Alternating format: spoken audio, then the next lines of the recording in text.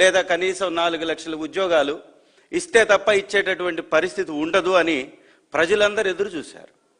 మరి లాస్ట్కి వచ్చేటప్పటికి 10,000 ఉద్యోగాలు ఇస్తే మీరే కదా గతంలో చెప్పారు, చాలా ఉద్యోగాలు ఖాళీలు ఉన్నాయి, మేము వస్తే ఖచ్చితంగా భర్తీ చేస్తాం, ఈ వైఎస్ఆర్ కాంగ్రెస్ పార్టీ ప్రభుత్వం వాళ్ళని విస్మరిస్తుందని మా ప్రభుత్వంలో మీరే కదా బాబు గారు, లోకేష్ గారు, పవన్ బాబు గారు వ్యాఖ్యలు చేశారు.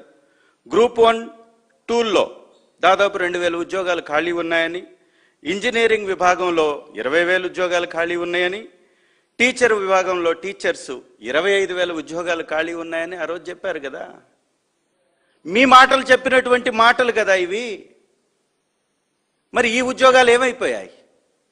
ఇవి ఖాళీలు లేవా?